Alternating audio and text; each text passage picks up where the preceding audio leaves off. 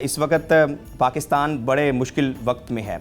हमने देखा कि जब 55 रुपये पेट्रोल की कीमत में इजाफा हुआ तो हर पाकिस्तानी इससे इफ़ेक्ट हुआ, जो भी पाकिस्तानी घर से बाइक पर निकलता है।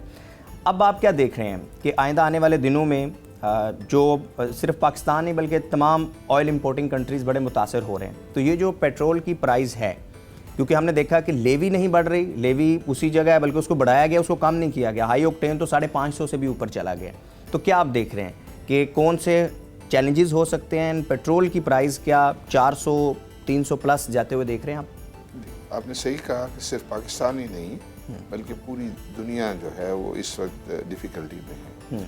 और उस डिफ़िकल्टी की सबसे बड़ी वजह यह है कि ऑयल प्राइसेस जो है वो बहुत ज़्यादा तेज़ी से ऊपर चले गए और उससे ज़ाहिर है हर कंट्री में जो है वो इन्फ्लेशन बढ़ रहा है और इन्फ्लेशन बढ़ने की जो है वो असरात आम आदमी पे बहुत ज़्यादा होते हैं। तो हर जगह पे तमाम लोगों को दुनिया में इस मुश्किल का सामना है और तमाम मुख्तलिफ गवर्नमेंट्स इनको डील करने के लिए जो है वो एफर्ट्स कर रही।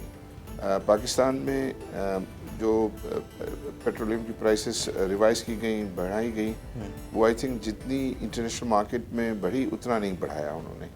और उसमें कुछ उन्होंने ऐसा रखा है कि उसको कुछ बोझ जो है वो हुकूमत ने जो अपना किफ़ायत शारी की वजह से सेविंग्स की है उस बजट से उसको पूरा करने की कोशिश की है और कुछ जो है वो क्रॉस सब्सिडी के ज़रिए जो है उसको पूरा करने की कोशिश। कुछ उन्होंने डेवलपमेंट एक्सपेंडिचर जो है वो बजट में कट करना से जो है वो उसको पूरा करने की कोशिश की, क्योंकि IMF के प्रोग्राम में है पाकिस्तान, तो उनको अपने जो भी बैलेंस शीट है और उनके जो रेवेन्यू के बैलेंसेस हैं उनको जो है वो फॉलो करना है स्ट्रिक्टली।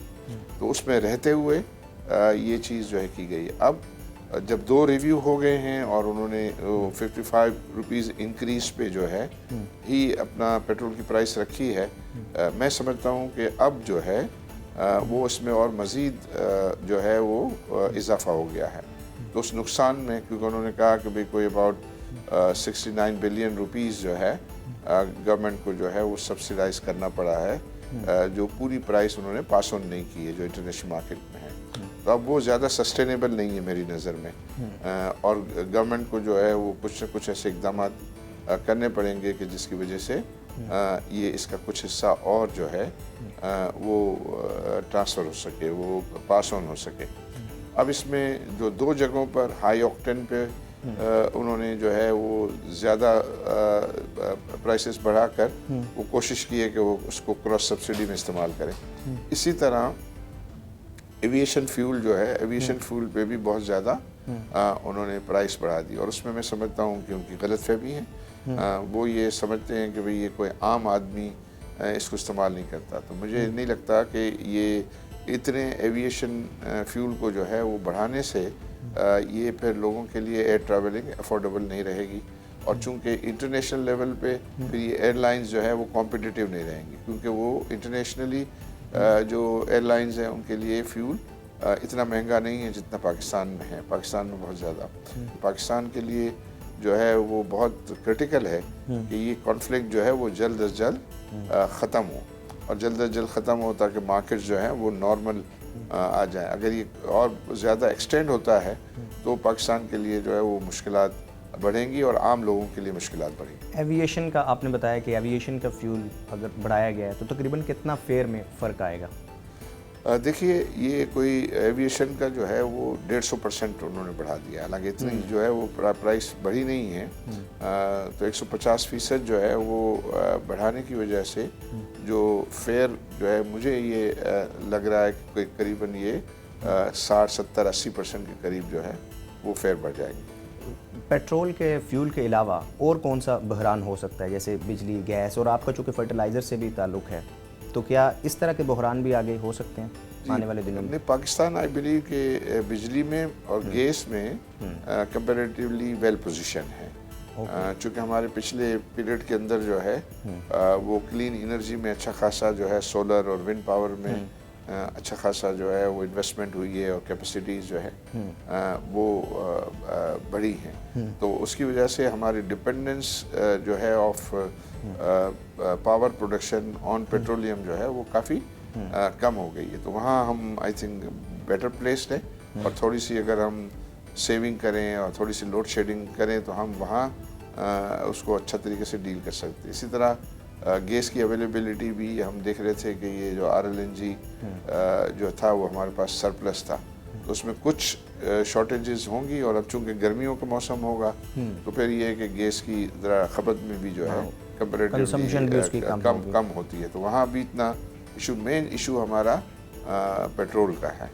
हमारा जो पेट्रोल है उसका इम्पोर्ट, उसके लिए ज़ाहिर हमें ये कल्चर पैदा करना होगा कि लोग जो है उसमें बचत की आदत डालें, उसमें जो भी सफ़र करते हैं एक ही वेसिनिटी से जाते हैं तो वो सब मिल के एक ही कार में चले जाएं, या पब्लिक ट्रांसपोर्ट को जो है वो यूज़ करें, और जिनके पास ज़्यादा से ज़्यादा EVs हैं, इलेक्ट्रॉनिक कार्स हैं, उसको ज़्यादा इस्तेमाल करें बनिस्बत, और फिर जो बड़ी गाड़ियां हैं उसको भी जो है वो अवॉइड करें। बहरहाल गवर्नमेंट ने उसकी हाई ऑक्टेन की प्राइस बढ़ा के वैसे ही उसको डिस्करेज जो है वो करने का इक़दाम किया है। गवर्नमेंट जो स्मार्ट लॉकडाउन के हवाले से सोच रही है, प्लान कर रही है, तो आप समझते हैं स्मार्ट लॉकडाउन कोई सोल्यूशन है इस सूरत हाल में? आई थिंक उसमें जो है वो ऐसी एक्टिविटी कि जो अननेसेसरी जो है वो ट्रांसपोर्टेशन का इस्तेमाल जो है वो जितना हम कम से कम कर सकते हैं। जैसे बाज़ जगह पे ये है कि आप वर्क फ्रॉम होम का कल्चर जो है वो डालें ज़्यादातर, और जो लोग ज़्यादा डिस्टेंस से गाड़ी चला के ऑफिसेज वगैरह आते हैं उनको रेशनलाइज किया जाए, वो पूल किया जाए, पूल कार का कॉन्सेप्ट जो है वो इस्तेमाल हो। और ये जो स्मार्ट लॉकडाउन का भी असल पर्पस तो यही है कि पेट्रोलियम की जो है वो खपत को जो है वो कम किया जा सके। आपका गवर्नमेंट रिप्रेजेंटेटिव से कोई रब्ता हुआ हो, प्राइम मिनिस्टर साहब या फाइनेंस मिनिस्टर, ये जो अभी ज़ाहिर है जो वो स्टेप्स ले रहे हैं, तो कुछ आपने सुजेशन दी हो या आपका रब्ता हुआ? ये इसमें हम डायरेक्ट रब्ता तो नहीं कह सकते, लेकिन मुख्तलिफ सब्जेक्ट्स पर जो डिस्कशन होती है तो इसमें ज़ाहिर ये इशू जो अभी इंटरनेशनल डेवलपमेंट है उसका मेंशन होता है और उसका जो है वो जिक्र होता है। लेकिन पाकिस्तान के लिए जो सबसे ज़्यादा डिफ़िकल्ट सिचुएशन यूँ आ गई है कि अभी नेक्स्ट बजट में जो है वो मार्केट की एक्सपेक्टेशन ये थी कि हमारे यहाँ जो बहुत हाई टैक्सेशन रेट है उसमें कमी लाई जाएगी। फॉर एग्ज़ाम्पल सुपर टैक्स जो है था कि सुपर टैक्स बिल्कुल ख़त्म होगा, विड्रॉ हो जाएगा, सेल्स टैक्स रेट में कमी आएगी, इंटर कॉर्पोरेट डिविडेंड जो है वो ख़त्म हो जाएगा।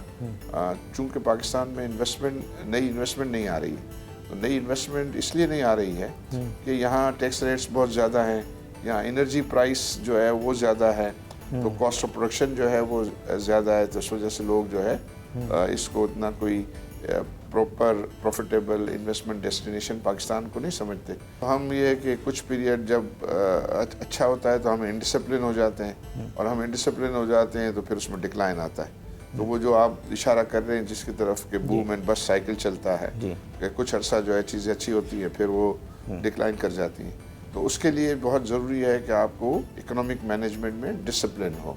और इकोनॉमिक मैनेजमेंट डिसिप्लिन का मकसद ये है कि एक तो सब चीज़ों की लागत जो है वो कम से कम हो, और फिर उसका जो भी डेफिसिट है वो गवर्नमेंट को बहुत ज़्यादा न लेना पड़े। वो डेफिसिट अगर गवर्नमेंट को लेना पड़ता है तो फिर उसके मसाइल जो है वो क्रिएट करता है और फिर हमारी मैक्रो इकोनॉमिक स्टेबिलिटी अफेक्ट होती है। तो उसमें आई थिंक गवर्नमेंट को इसका इदराक है, गवर्नमेंट को इसका भी इदराक है कि हमारी जो कॉस्ट ऑफ प्रोडक्शन हाई है, टैक्सेशन रेट हाई है, इंटरेस्ट रेट हाई है, इनको वो चाहते हैं कि कम करें।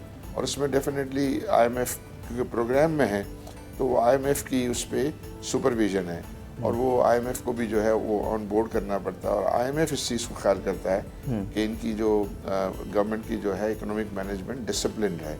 डिसिप्लिन मैनेजमेंट का मतलब ये है कि हुकूमत जो है वो फॉर पॉलिटिकल रीजन जो है वो अपने आप के लिए नुकसानात जो है का बाइस न बने, और वो ऐसे इकदाम लें कि रियल मानों में जो है वो कॉस्ट कम हो और गवर्नमेंट को अपने जेब से पैसे या उनको सब्सिडी ना देनी पड़े, और सब्सिडी अगर देनी पड़े तो इतनी दे कि जो बजट में रिकवरेबल हो। ये जो है उसको लोन बढ़ा के और कर्जे लेके और इन सब चीज़ों को करेंगे तो फिर जो है वो इकोनॉमी जो है वो सस्टेन नहीं कर सकेगी। सब्सक्राइब करें और बेल दबाएं ताकि कोई खबर रह न जाए।